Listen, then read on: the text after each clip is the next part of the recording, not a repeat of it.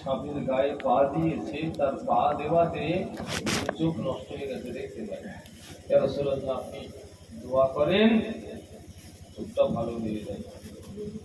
আল্লাহ রাসূল বলছেন, দোয়া করব চোখটা ভালো হয়ে যাবে, দেখতে পাবে না, চোখটা পূর্বের ন্যায় হয়ে যাবে, সেই দোয়া করব। ঘোলাটেটা থেকে যাবে, চোখে দেখতে পাবে, এই দোয়া করব, চোখও দেখতে পাবে, আর ঘোলাটেটাও কেটে যাবে, সুন্দর চোখের ন্যায় হয়ে যাবে। আল্লাহ রাসূল দোয়া করলেন চোখটা ভালো হয়ে যাওয়ার জন্য, দৃষ্টি শক্তি ফিরে পাওয়ার জন্য। চোখের ঘোলাটেটা ওটা ফিরবে না, ওটা ঘোলাটেই থাকবে। আমার রাসূলুল্লাহ দোয়া করলেন, তিনি দৃষ্টি শক্তি ফিরে পেলেন, চোখ কিন্তু ঘোলাটে রয়ে গেল। কিতাবের ভিতরে এসেছে যে আমার রাসূল পাক সাল্লাল্লাহু আলাইহি ওয়াসাল্লামের দোয়ার বরকতে 80 বছর বয়সেও তিনি ছুঁচে সুতা লাগাতে পারতেন। সুবহানাল্লাহ, রাসূলুল্লাহর দোয়ার বরকত। একবার জোরে বলুন সুবহানাল্লাহ। একবার মুহাব্বতে একটু দুরূদ শরীফ পড়েন, আল্লাহুম্মা সাল্লি আলা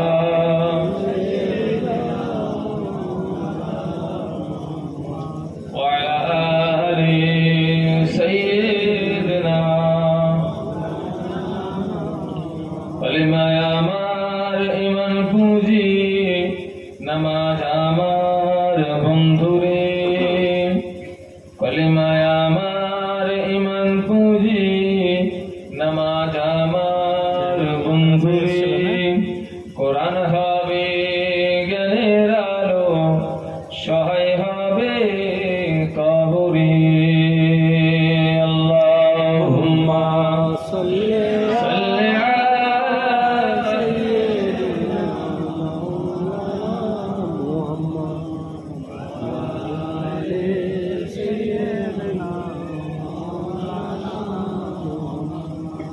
प्यारे हाजिरीन मजलिस, उपस्थित আমার মুমিন মুসলমান আল্লাহ ওয়ালা ভাইজানেরা, দুনিয়ার জিন্দেগি আমাকে আপনাকে সব ছেড়ে দিয়ে চলে যেতে হবে। সামান্য সময় আল্লাহ পাঠিয়েছেন, আবার আল্লাহ ডেকে নেবেন। আমার আল্লাহ পাক আলামে আরওয়াহ, রূহের জগতে আল্লাহ রেখেছিলেন, সেখান থেকে দুনিয়ায় পাঠিয়েছেন, আবার দুনিয়া থেকে আমার আল্লাহ ডেকে নেবেন। কুল্লু নাফসিন যায়িকাতুল মাউত সুম্মা ইলাইনা তুরজাউন। প্রত্যেক নফসকে মওতের যায়কা স্বাদ আল্লাহ গ্রহণ করাবেন। অতঃপর আল্লাহ বলছেন, আমার দিকে ফিরে আসতে হবে। দুনিয়ায় কেউ ছিলাম না, আমার বয়স কত, আপনার বয়স কত, 40 বছর 50, তার আগে কোথায় ছিলেন? আপনার 50 বছর বয়স, 60 বছর বয়স, এই 60 বছরের আগে, 50 বছরের আগে আপনি কোথায় ছিলেন? রূহের জগতে আমার আল্লাহ সেখানে রেখেছিলেন, সেখান থেকে দুনিয়ায়, আবার দুনিয়া থেকে আমার আল্লাহ ডেকে নেবেন, কবরস্থ হয়ে যাব, সেখান থেকে আমার আল্লাহ আবার কিয়ামতের ময়দানে নেককার তাদের কাতার আলাদা হবে, নেককার তাদের কাতার আলাদা হবে, নাফরমান তাদের কাতার আলাদা হবে। নেককার আর নাফরমান দুজনের কাতার একসঙ্গে হবে। জান্নাতি এদের কাতারটা আলাদা হবে, জাহান্নামী এদের কাতারটা আলাদা হবে। আমরা দুনিয়ায় সবাই একসঙ্গে রয়েছি, ইমানদার, বেঈমান, মুশরিক, মুনাফিক সব একসঙ্গে রয়েছে, সেখানে একসঙ্গে থাকা হবে না। আমরা তো সবাই চাই যে আল্লাহ যেন জান্নাতি আমাদের করেন, জান্নাতের কাতার চাই।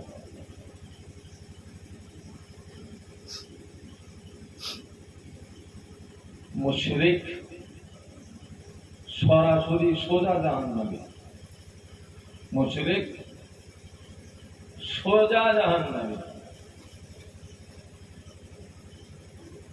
ईमानदार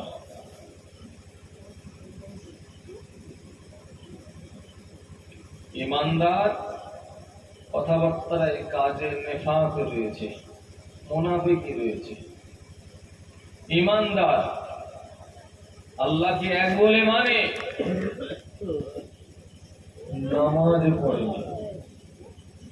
ইমানদার আল্লাহকে এক বলে মানে, মুহাম্মদ আল্লাহ রসুল বলে মানে, রমজান মাসে খেয়ে খেয়ে ঘুরে। ইমানদার এর মওতের পর গুনার কারণে আল্লাহ জাহান্নামে দেবে। ইমানদার কামিল মুমিন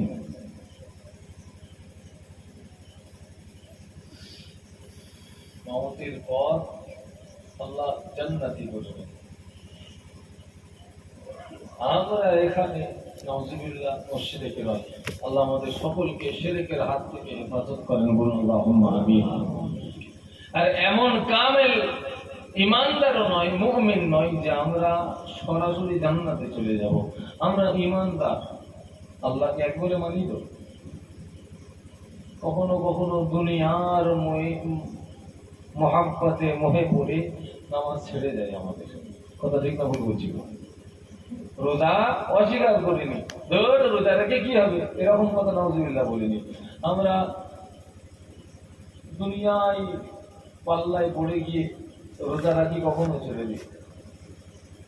জাবানে সত্য কথা বলি, আবার কখনো নিজের স্বার্থের জন্য মিথ্যাও বলে ফেলি। দুটো লোককে খুশি করবো, হাসাবার জন্য মিথ্যা দুটো বলে ফেলি। কিন্তু মিথ্যা বলাটা স্বভাবের কাজ, এ চিন্তাই নাউজুবিল্লাহ না। জানি মিথ্যা বলা কঠিন, বড় গোনা, কিন্তু নফসের বশবর্তী হয়ে আমরা এই গুনাহগার, এদের সংখ্যাটা অধিক হবে।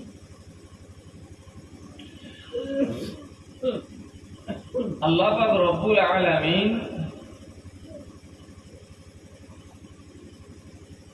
তিনি এই বান্দাগুলোকে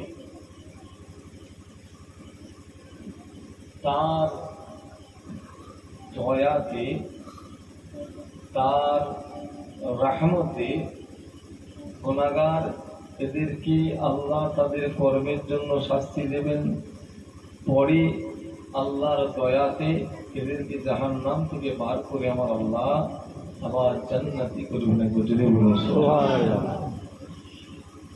এখন এই যে ক্যাটাগরিটা বললাম, আমরা কিন্তু ভাই সব এই ক্যাটাগরির ভিতরে। কথা বুঝে যাচ্ছে কি বলছি? আমরা সবাই বেশিরভাগই 2-1% ছাড়লে ছাড়া যেতে পারে, বাকি সব আমরা এই ক্যাটাগরি।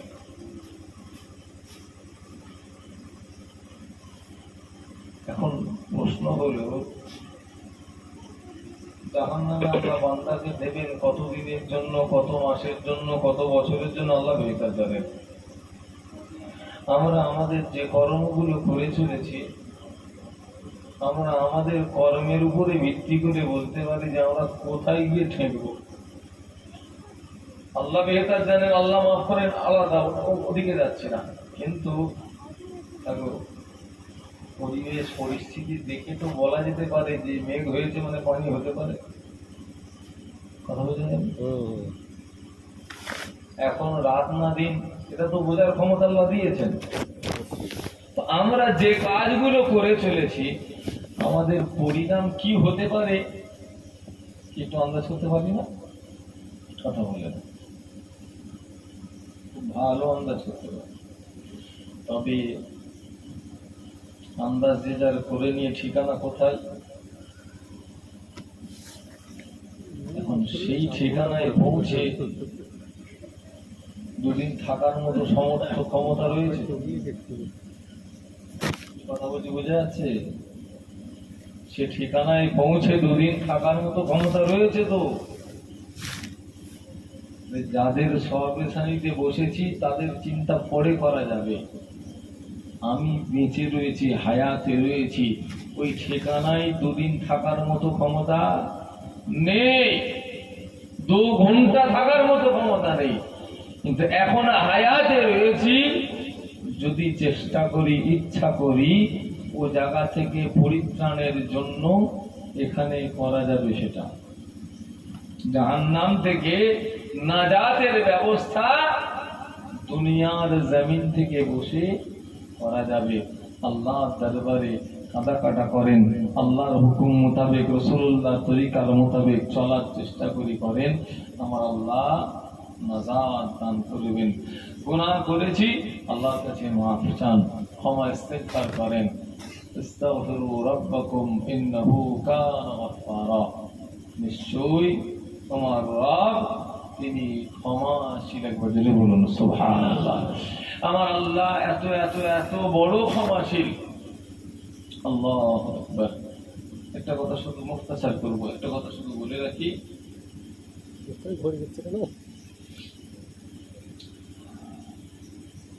হাদিস পাকের ভিতরে এসেছে, সম্ভবত মুসলিম শরীফের ভিতরে, আমি কনফিউজ হচ্ছি, সম্ভবত মুসলিম শরীফের ভিতরে হাদিসটা রয়েছে। আমার রাসূল পাক সাল্লাল্লাহু আলাইহি ওয়াসাল্লাম বলেছেন, ইবনে মাসউদ থেকে riwayat রাদিয়াল্লাহু আনহু, তিনি বলছেন যে তোমরা আল্লাহর বান্দা, তোমরা যদি গুনাহ করা ছেড়ে দাও, তোমরা যদি কেউ গুনাহ করো না, তোমরা সবাই সবাই সব নেককার, তোমাদের এমন কেউ নেই যে তারা আর গুনাহ করেনি। তার মানে কি তোমরা সব বান্দাগুলো ভালো? এই রকম যদি সব বান্দা হয়ে যায়, আমার আল্লাহ এই তোমাদের মতো এই জাতিকে পৃথিবীর জমিনে রাখবেন না। কথা বুঝে গেল কি বললাম? আমরা এখানে যে কজন রয়েছি, মানে একজনা কারো গোনা নেই, সবাই নেককার লোক। তাম পৃথিবীর মানুষ সবাই ভালো হয়ে গেছে, খারাপ লোক আর নেই। সবাই যখন ভালো লোক না, এই সব ভালো লোকগুলোকে আমার আল্লাহ পৃথিবীতে রাখবেন না। আমার আল্লাহ এই জাতিকে আমার আল্লাহ উঠিয়ে দেবেন, অন্য কওমকে আমার আল্লাহ আবার পৃথিবীর জমিনে পাঠাবেন। তারা দুনিয়ার জমিনে ভালো কাজ করবে, অন্যায় করবে, ভালো কাজ করবে, গুনাহ কাজ করবে, খারাপ কাজ করবে। গুনাহ করার পর আল্লাহর কাছে মাফি চাইবে, আমার আল্লাহ পাক তাদের গুনাহকে মাফ করবেন। একবার জোরে বলুন সুবহানাল্লাহ। বান্দা গুনাহ করবে, বান্দা গুনাহ করবে, এদের স্বভাব খাসলাত, তবে গুনার পর ওই স্বভাবের বান্দাটা হলো উত্তম, যে গুনার পর আল্লাহর কাছে ক্ষমা প্রার্থনা করে। আমরা গুনাহগার, আল্লাহর কাছে মাফি চাইব, এই সময়টা আমাদের হয়ে ওঠে না। মওতের পর যদি কেউ মনে করি যে কবরে যে ইস্তেগফার করবো, হবে তো? কবরে তো ফেরেশতা মারের হাত টেনে দেবে, ইস্তেগফার কোথা করবে? কবরে যে ইস্তেগফারের সময় নেই, দুনিয়ায় বেঁচে রয়েছে, আল্লাহর কাছে মাফি চাই। নিজের গুনাহ যত বড়ই হোক না কেন, শিরকের গুনাহ ব্যতীত আমার আল্লাহ বান্দার সব গুনাহকে মাফ করে দেবেন। একবার জোরে বলুন সুবহানাল্লাহ। আল্লাহ পাক আমাদের সকলকে ক্ষমা করে দেন। সকলে বলুন আল্লাহুম্মা আমিন। আসেন আমরা সকলে একটু দাঁড়িয়ে নবীর প্রতি সালামের নজরানা পেশ করি। ইয়া নবী সালাম।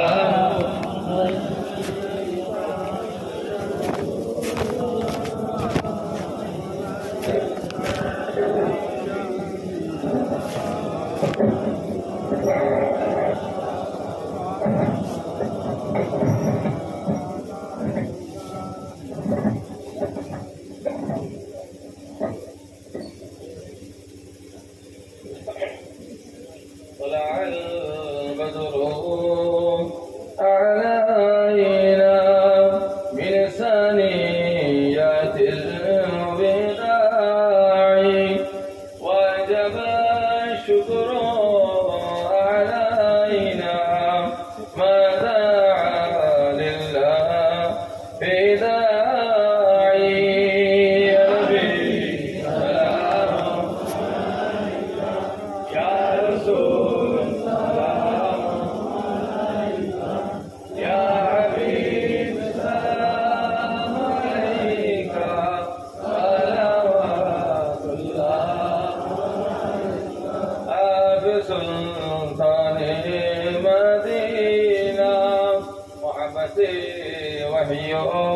सकीना नूर से मामूर सीना मिश्क से बेहतर पसीना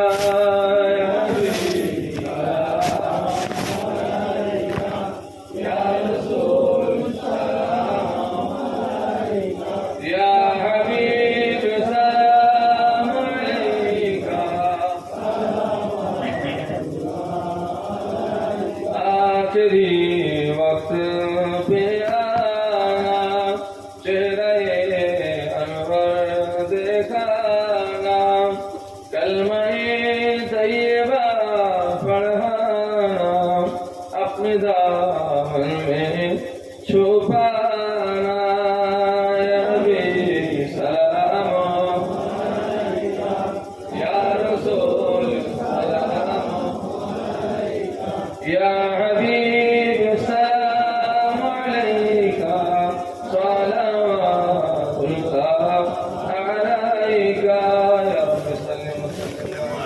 يا رسول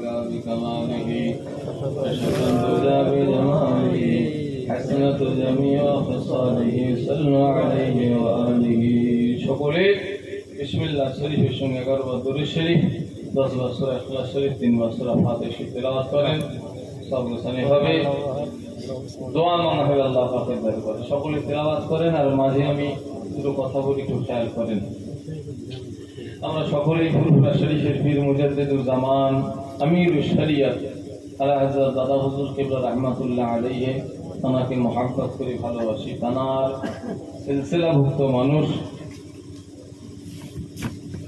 তানার সিলসিলার মুরিদ বলে আমরা দাবি করি তাই জন্য কি করি মুজাদ্দিদুল জামান রাহমাতুল্লাহ আলাইহি তানার সিলসিলা মতাদর্শ কোরআন হাদিস ইজমা কিয়াসের উপরে কায়েম মাকাম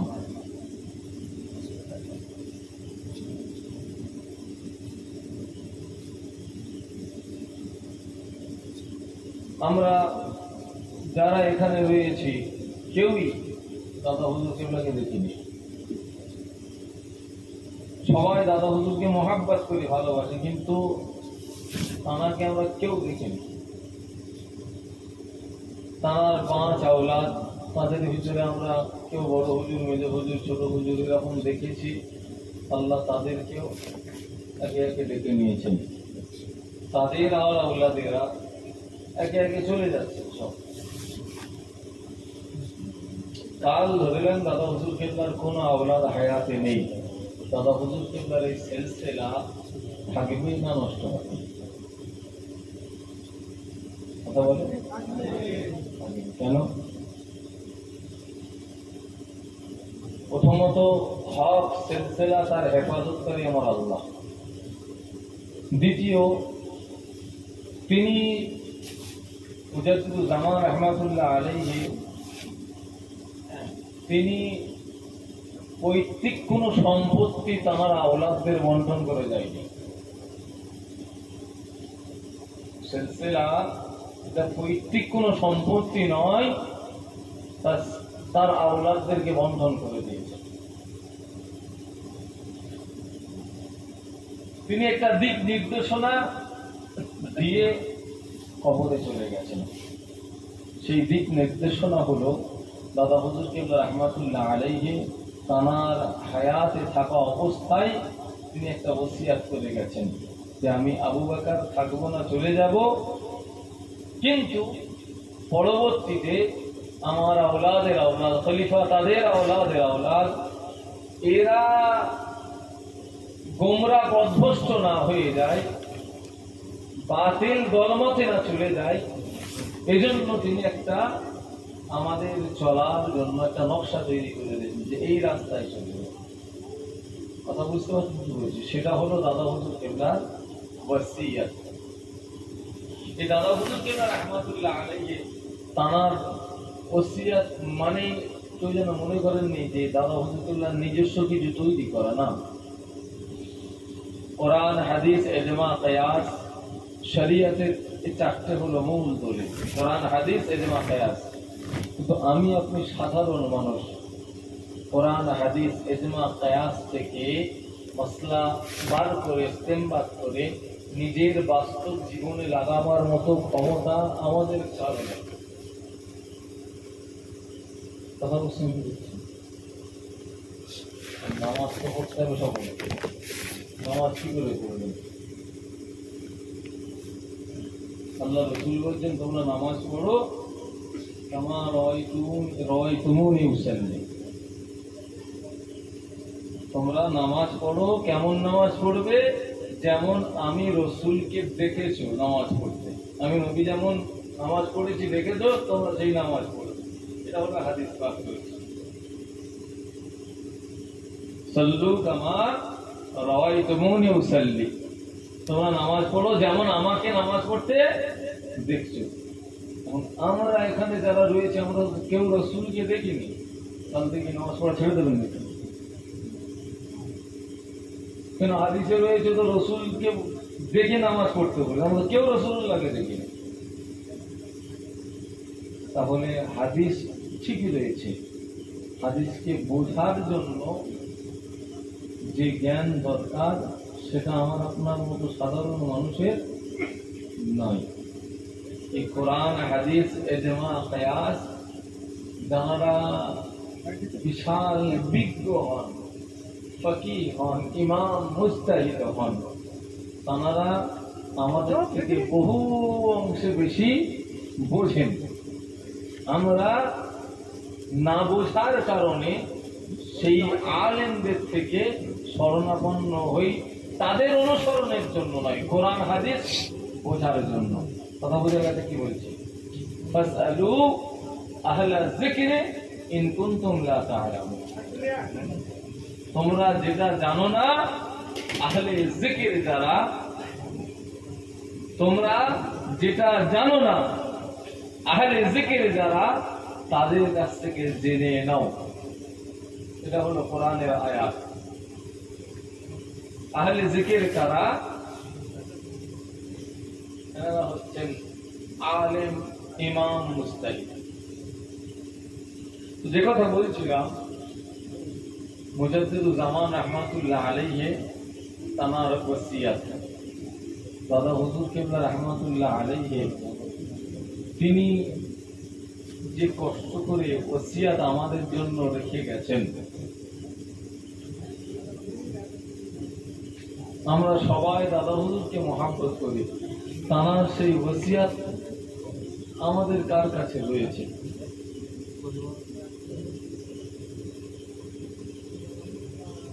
কি ওসিয়াত নেই কারো?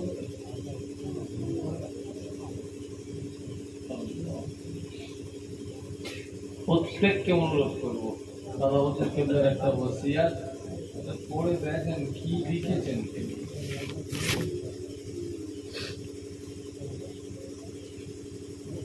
আমি ওয়াজে গিয়ে মাঝে মাঝে বলি যে দাদা হুজুর কেবলার দোয়া, রুহানি ফায়েজ দেওয়ার জন্য তো সবাই আশা করি, যে তানার একটু রুহানি দোয়া আমরা আশা করেন না? কথা বলেন, আশা করেন, আমিও আশা করি। তবে সেই রুহানি দোয়া পেতে গেলে কোনো পীরজাদা, পীর সাহেবকে নিয়ে এসে আপনার বাড়িতে মুরগি গোস্ত খাওয়াতে হবে, তবে দোয়া পাবেন, এতে আমি বিশ্বাসী নই। আমি যে বিশ্বাসী মুজাদ্দিদুল জামান রাহমাতুল্লাহ আলাইহি তানার রেখে যাওয়া মতাদর্শ সে অনুযায়ী যদি আপনি চলেন, আশা করি মুজাদ্দিদুজ্জামান তিনি কোনো বাতিল মরা পীর নয়, হাক্কানি আলেম উলিল আমর মুজাদ্দিদ জামান আল্লাহ যাকে করেছিলেন, আপনি তার মতাদর্শ অনুযায়ী যদি চলেন, অটোমেটিক্যালি আপনার রুহানি দোয়া এসে পৌঁছাবে। বজরে বলুন সুবহানাল্লাহ।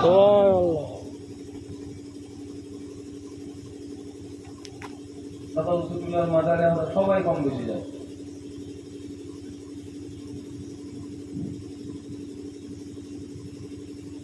সবাই যে দোয়া চাই, এখন সবাই দোয়া যে চাই সবার দোয়া কবুল হয়ে যায়? কথা বলে না।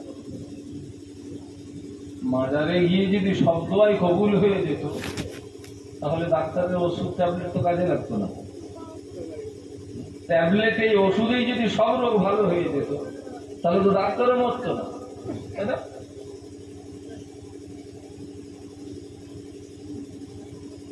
মাজারে কবরস্থানে যেতে হবে আমাকে আপনাকে নিজের অন্তরকে আখিরাতের দিকে স্মরণ করার জন্য। কথা বুঝছেন কি বলছি?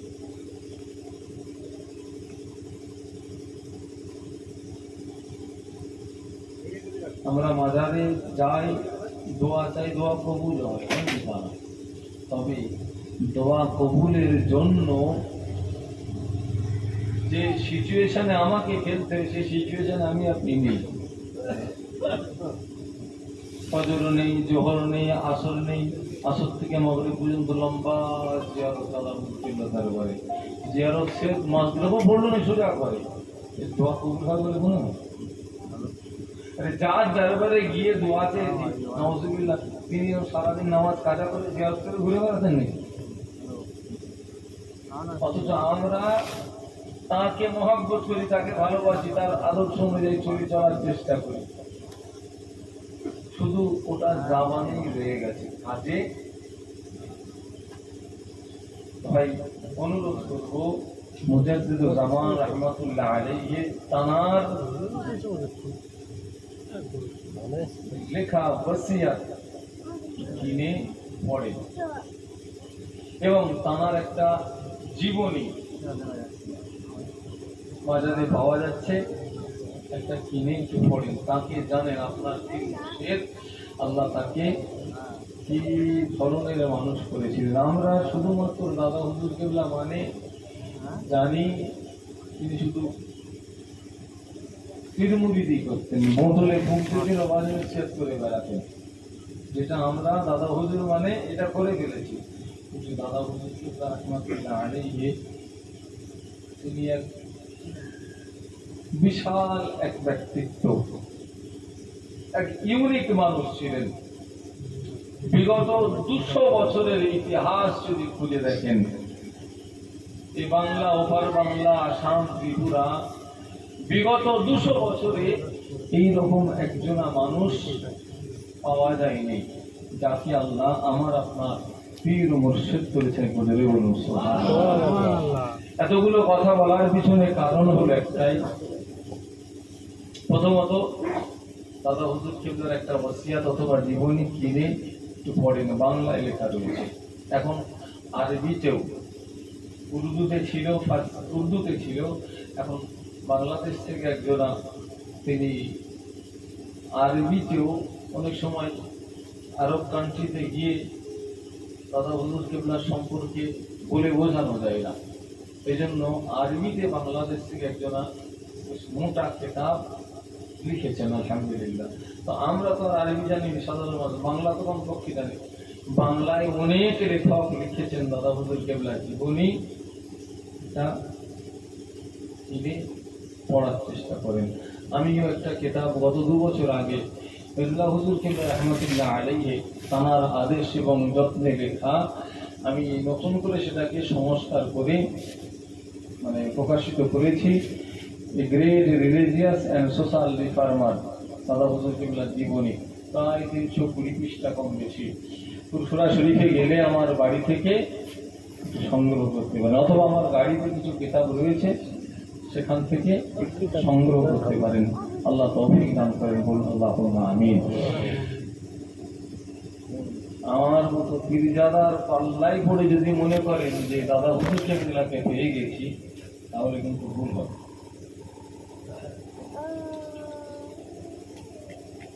আমার মতো পীরজাদার পাল্লায় পড়ে যদি মনে করেন যে আমি দাদা হুজুর কেবলাকে পেয়ে গেছি, ঈমান আমল সব বরবাদ হয়ে যাবে। কেননা আমি নিজেই জানি না যে কোন রাস্তায় নিজে চলছি, কখন যে কি বলছি। দাদা হুজুর কেবলার মতাদর্শ, এটাকে আপনি আমার কথা বিরক্ত লাগছে নাকি? দাদা হুজুর কেবলার মতাদর্শ আগে আপনি জানেন, জানার পরে আমার মতো পীরজাদাকে দেখেন যে ইনি দাদা হুজুর কেবলার মতাদর্শে কিনা, ইনি দাদা হুজুরের মতের উপরে আছেন কিনা। যদি থাকে আপনি যদি সত্যিকারে দাদা হুজুর কেবলাকে মহব্বত করেন, তাহলে আমার সঙ্গে মহব্বত আপনার অবশ্যই থাকবে। কথা বোঝা গেছে? আর যদি দেখেন যে আমি দাদা হুজুর কেবলার মতাদর্শে নেই, আমি আমার মতো বলে চলেছি, বকে চলেছি, তারপরেও যদি আপনি আমার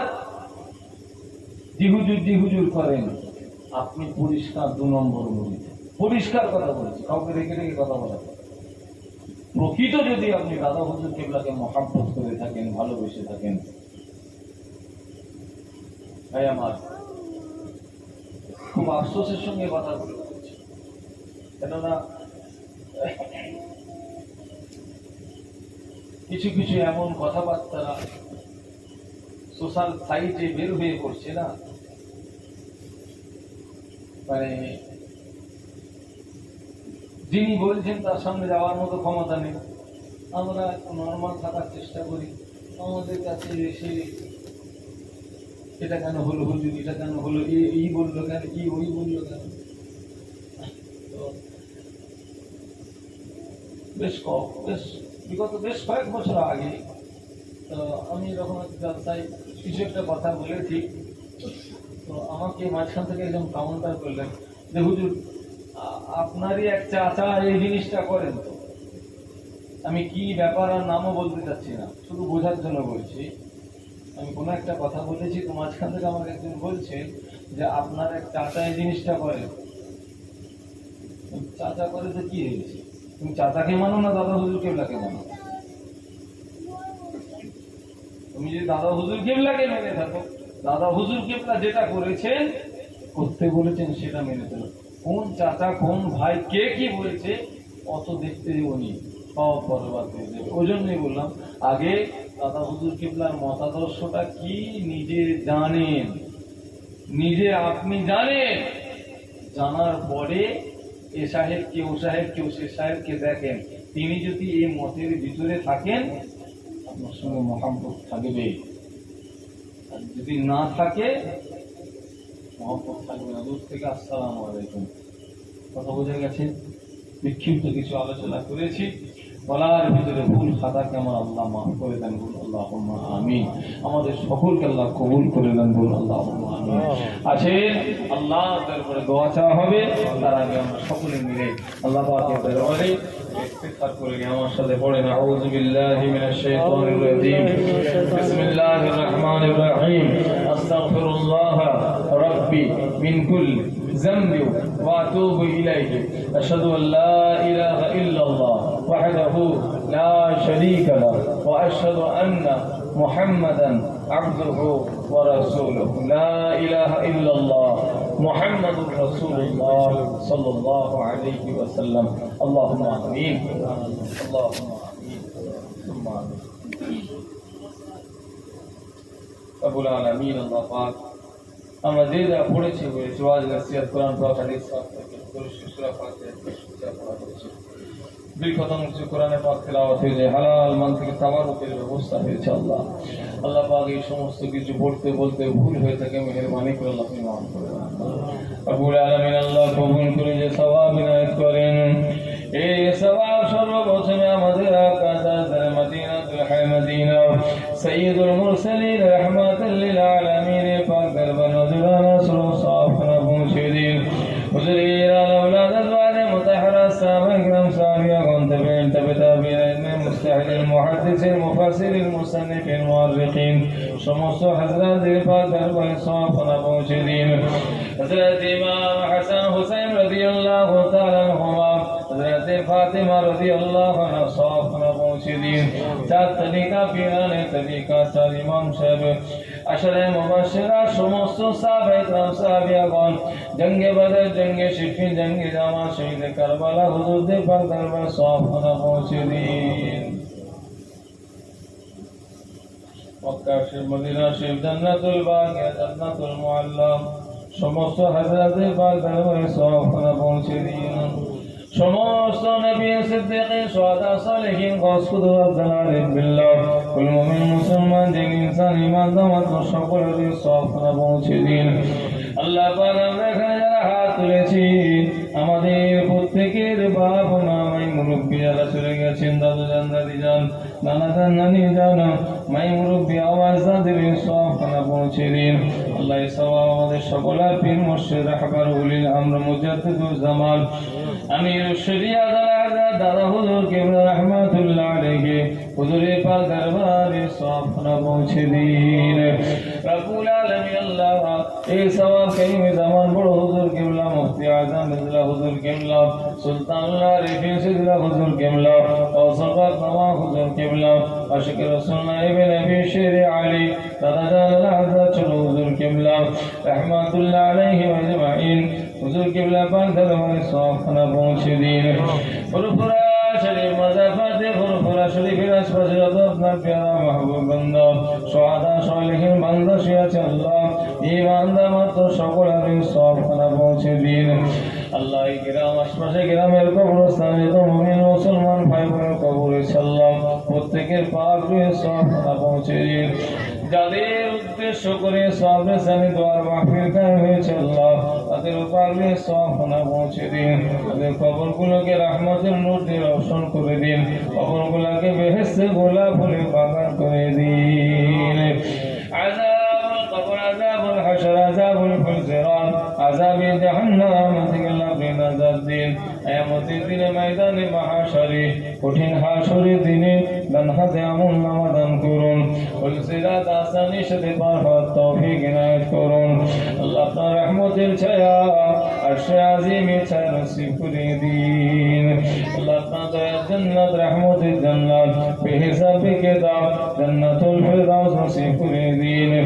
আখিরাতের সমস্ত মঞ্জিল আল্লাহ আপনি আসানির সাথে পার হওয়ার তৌফিক দান করুন। রহমত করে দয়া করে আপনার হাবিবের কদমের ওসিলায় দোয়াকে কবুল করে নিন। জিলহজ মাসের ওসিলায় আল্লাহ আপনি দোয়াকে কবুল করে নিন। রব্বুল আলামিন আল্লাহ এই দোয়া আমার জন্য আমাদের সকলের জন্য আমাদের সকলের বাপ মা বিবি ছেলে মেয়ে আত্মীয় স্বজন হাজরত আমার রাসূলুল্লাহর সমস্ত গুনাহগার উম্মাত উম্মতির জন্য কবুল করে নিন।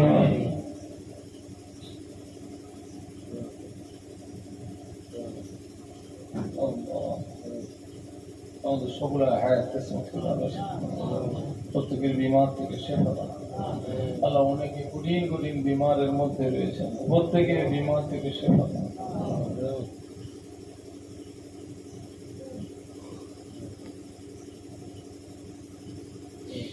আল্লাহ আমাদের জিন্দগি জীবনের সমস্ত গুনাহকে মাফ করে দিন। জেনে না জেনে ইচ্ছায় অনিচ্ছায় বহু গুনাহ করেছি আল্লাহ তামাম জিন্দগি জীবনের সমস্ত গুনাহকে আপনি মাফ করে দিন। যে পথে চললে আপনি আপনার হাবিব খুশি হবেন আল্লাহ আমাদের সকলকে সেই পথের পথিক করে দিন। আসমানি বালা জমিনি বালা থেকে হেফাজত করুন। ইবলিস শয়তানের হাত থেকে হেফাজত করুন। জালেমের জুলুম থেকে হেফাজত করুন। রব্বুল আলামিন আল্লাহ বহু রকমের চক্রান্ত চলছে আল্লাহ সমস্ত চক্রান্তকে নাস্তে নাবুদ করে দিন। জান মাল ইজ্জত আবরু আল্লাহ আপনার হেফাজতে আল্লাহ আপনি হেফাজত করুন। আল্লাহ আপনি ছাড়া আমাদের কেউ নাই।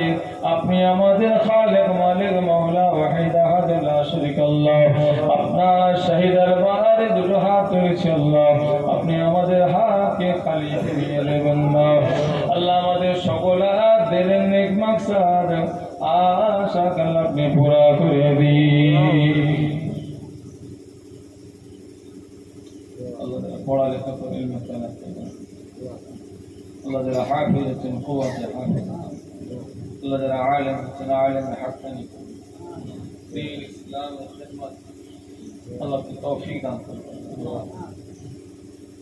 দাদা মুসলিম রহমতুল্লাহ সিলসিলা গোলাম তৌফিক দ্বীন ইসলামের মুজাহিদ আল্লাহ तमाम विश्व मुसलमान के खिदमत खास कर पैलेस्टाइन में गाजा मुसलमान के लिए अपनी हिम्मत अल्लाह अपनी रहमत अल्लाह আমাদের আলা আওলা সকলকে আপনি নেক করুন, নামাজি মুত্তাকি পরহেজগার রোজাদার করে দিন। যারা পরীক্ষা দিয়েছেন দেবেন সকলকে আল্লাহ আপনি কামিয়াবি দান করুন।